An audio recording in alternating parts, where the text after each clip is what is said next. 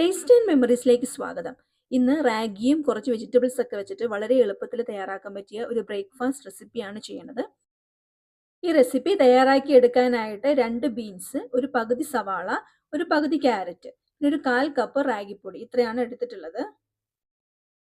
ആദ്യം തന്നെ റാഗിപ്പൊടി ഒന്ന് നനച്ചെടുക്കണം. അതിനായിട്ട് 1/4 കപ്പ് റാഗിപ്പൊടി ഒരു പാത്രത്തിലോട്ട് ചേർത്ത് കൊടുത്തിട്ടുണ്ട്. അതിലോട്ട് ഒരു 1/4 ടീസ്പൂണിന്റെ പകുതി ഉപ്പും ചേർത്ത് കൊടുത്ത് നന്നായിട്ടൊന്ന് മിക്സ് ചെയ്തെടുക്കാം. ഈ റാഗിപ്പൊടി വീട്ടിൽ തന്നെ റാഗി മുളപ്പിച്ച് മിക്സി ജാറിലിട്ട് പൊടിച്ചെടുത്തിട്ടുള്ളതാണ്. അതുകൊണ്ട് തന്നെ തീരെ നൈസായിട്ടുള്ള പൊടിയല്ല, ചെറിയ തരികളോട് കൂടിയിട്ടുള്ള ഒരു പൊടിയാണ്. ഇനി കുറച്ച് കുറച്ചായിട്ട് വെള്ളം ഒഴിച്ചു കൊടുത്തിട്ട് പുട്ടിനൊക്കെ നനച്ചെടുക്കണ പോലെ നനച്ചെടുക്കണം.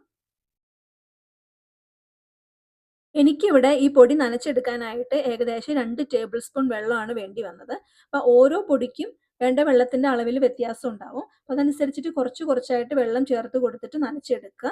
ഇതിൻ്റെ ഒരു പരുവം എന്ന് പറയുന്നത് നമ്മളിങ്ങനെ എടുത്തിട്ട് ഇങ്ങനെ പിടിച്ചു നോക്കുമ്പോൾ ഒരു കട്ടയായിട്ട് കിട്ടണം. അതുപോലെ തന്നെ പൊടിച്ചിടുമ്പോൾ അങ്ങ് ഈസി ആയിട്ട് പൊടിഞ്ഞു പോവുകയും വേണം. ഈ ഒരു പരുവത്തിലാണ് നനച്ചെടുക്കേണ്ടത്. ഇനി ഒരു ചീനച്ചട്ടി അടുപ്പത്തോട്ട് വെച്ചിട്ടുണ്ട്. ചീനച്ചട്ടി ചൂടായി വന്നപ്പോൾ അതിലേക്ക് കുറച്ച് വെളിച്ചെണ്ണയാണ് ചേർത്ത് കൊടുത്തത്. വെളിച്ചെണ്ണയും ചൂടായി വന്നപ്പോൾ 1/2 ടീസ്പൂൺ ഉഴുന്നാണ് ചേർത്ത് കൊടുത്തത്. ഈ ഉഴുന്നൊന്ന് മൂത്ത് വരണം. ഉഴുന്നിന്റെ കളറൊക്കെ ചെറുതായിട്ടൊന്ന് മാറി തുടങ്ങും. നല്ലൊരു സ്മെല്ലൊക്കെ വരാൻ തുടങ്ങും. ഈ സമയത്ത് ഇതിലോട്ട് കറിവേപ്പിലയാണ് ചേർത്ത് കൊടുക്കേണ്ടത്. 2ഓ 3ഓ കറിവേപ്പില ചെറിയ കഷ്ണങ്ങളായിട്ടൊന്ന് മുറിച്ച് ചേർത്ത് കൊടുക്കാം. ഇനി ഇതിലോട്ട് എരിവിനായിട്ട് ഞാൻ ചേർത്ത് കൊടുക്കുന്നത് ചില്ലി ഫ്ലേക്സ് ആണ്. ഒരു 1/4 ടീസ്പൂൺ ചില്ലി ഫ്ലേക്സ് ആണ് ചേർത്ത് കൊടുത്തത്. നിങ്ങളുടെ കയ്യിൽ ചില്ലി ഫ്ലേക്സ് ഇല്ലെങ്കിൽ ഒരു വറ്റൽമുളക് 2ആയിട്ട് മുറിച്ച് ചേർത്ത് കൊടുത്താലും മതി. അതും ഇല്ലെങ്കിൽ ഒരു പച്ചമുളക് ചേർത്ത് കൊടുത്താൽ മതി. ഇനി നമ്മൾ നേരത്തെ എടുത്തു വെച്ച സവാളയും ക്യാരറ്റും ബീൻസും എല്ലാം ചെറുതായിട്ട് മുറിച്ച് ഇതിലോട്ട് ചേർത്ത് കൊടുക്കാം. ഒരു 1/4 ടീസ്പൂണിന്റെ പകുതി ഉപ്പും ചേർത്ത് കൊടുത്തിട്ട് ഒന്ന് വഴറ്റിയെടുക്കണം.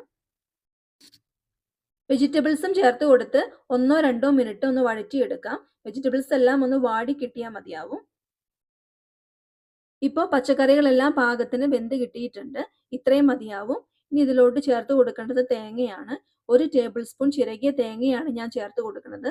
തേങ്ങയും ചേർത്ത് കൊടുത്ത് ഒന്ന് ഇളക്കി യോജിപ്പിച്ചെടുക്കാം. ഇനി തേങ്ങ ചേർത്ത് കൊടുക്കാൻ നിങ്ങൾക്ക് താല്പര്യമില്ലെങ്കിൽ അത് ഒഴിവാക്കാവുന്നതാണ്. പക്ഷെ തേങ്ങ കൂടി ചേർത്ത് കൊടുക്കുമ്പോൾ ഒരു പ്രത്യേക ടേസ്റ്റ് ആണ്. ഇനി അതിലോട്ട് ഒരു നുള്ളു മഞ്ഞൾപ്പൊടിയും ചേർത്ത് കൊടുത്ത് ഇളക്കി യോജിപ്പിച്ച് സ്റ്റവ് ഓഫ് ചെയ്ത് കൊടുക്കാം. ഇനി നമ്മൾ നേരത്തെ നനച്ചു വെച്ച റാഗി പൊടിയിലോട്ട് ഇപ്പോൾ തയ്യാറാക്കിയ വെജിറ്റബിൾസ് ചേർത്ത് കൊടുക്കുകയാണ്.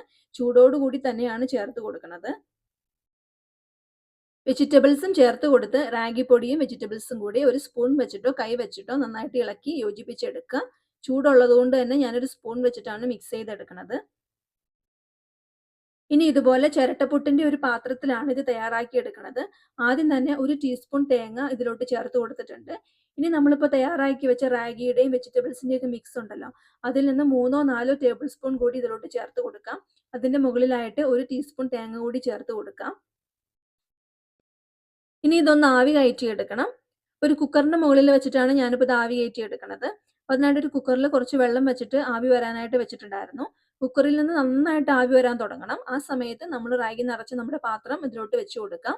ഇനി പാത്രത്തിന്റെ മുകളിലുള്ള ഹോൾസ് ഉണ്ടല്ലോ, അതിൽ നിന്നെല്ലാം നന്നായിട്ട് ആവി വരാനായിട്ട് തുടങ്ങും. അതിനുശേഷം ഒരു 5 മിനിറ്റ് കൂടെ ആവി കയറ്റിയെടുക്കണം.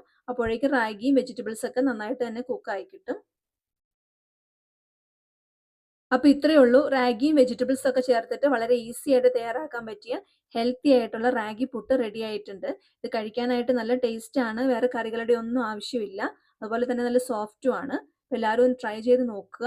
എന്നിട്ട് നിങ്ങളുടെ അഭിപ്രായങ്ങൾ കമൻസ് ആയിട്ട് അറിയിക്കുക. ഈ വീഡിയോ നിങ്ങൾക്ക് ഇഷ്ടമായിട്ടുണ്ടെങ്കിൽ ലൈക്ക് ചെയ്യുക, ഷെയർ ചെയ്യുക, സബ്സ്ക്രൈബ് ചെയ്യുക, ഫോളോ ചെയ്യുക.